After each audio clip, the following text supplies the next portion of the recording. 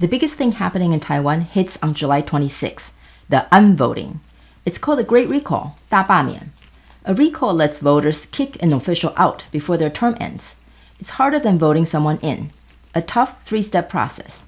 Yet, 26 lawmakers, all from the KMT, are now facing recall for forcing through laws that many say threaten Taiwan's democracy. Critics call it a witch hunt, but this is bigger than party politics. It's an existential warning. Taiwan's Great Recall is the canary in the coal mine for global democracy, not chirping, but yelling, "Guys, something stinks." And that something is foreign influence, especially from China. Hi, I'm Seriously, Taiwan Matters. I'm a Taiwanese American in Europe. These are my guinea pigs. They support laws that expand the vegetable budget. Is China exploiting Taiwan's democracy to weaken it from inside? Let's put China on trial. Do they have the motive, means, and opportunity? Motive. Absolutely. China openly threatens Taiwan for insisting on sovereignty.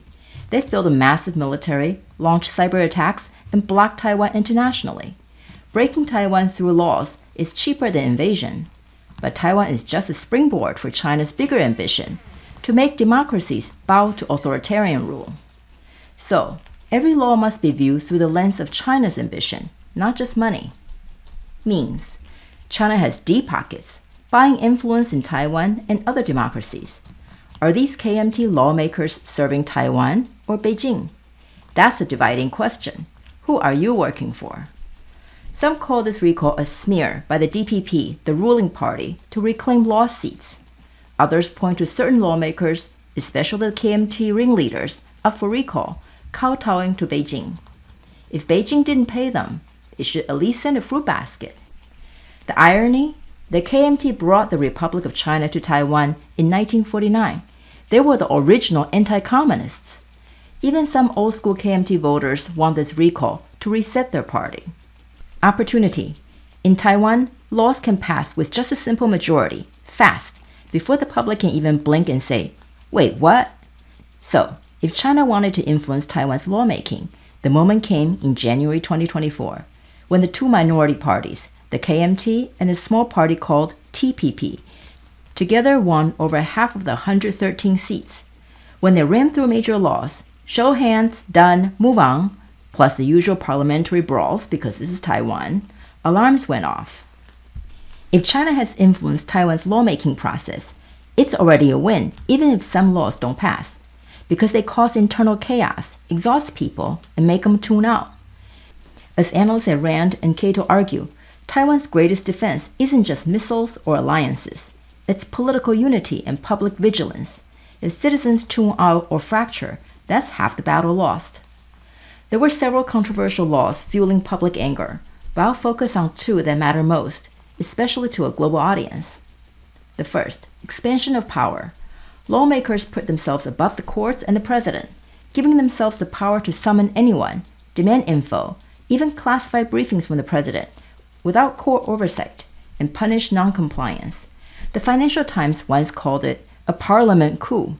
It reminded me of how China can demand any data from TikTok or any Chinese citizen, no questions asked.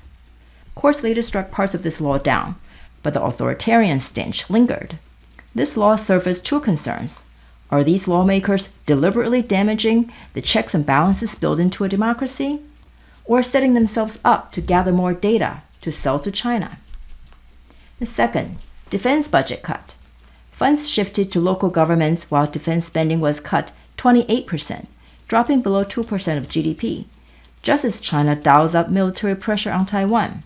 This weakens weapon programs, cybersecurity, and sends the wrong signals to allies. Supporters of the law say they're cutting waste and avoiding provocation, which could push Taiwan into war. But look around. Japan, South Korea, the Philippines are all boosting defense. Are they all trying to provoke someone? Or is there really a boogeyman across the strait? Best case, these lawmakers are overeager reformers with peaceful intentions. Worst case, they're making Taiwan easier and cheaper to take. Either way, ignoring China's aggression is political malpractice, and it's a pattern we've seen in Western democracies too, cozying up to authoritarian regimes for short-term gain. Judgment day for these lawmakers is in just a few days. Where do I stand on this? I believe democracy thrives on diverse voices. A recall should be used as a scalpel, not a cleaver. Vote to cut out parts you see making our democracy sick, or block a recall if you think it's undeserved, but don't tune out. We must vote, or unvote in this case, to protect the system that allows us to vote. Our vote reminds politicians, we are your boss. Behave like the civilized people you see on Taiwan streets. Act like the experts we hired, or get out. Because we are trying to protect a democracy here. Please subscribe and check out our other videos.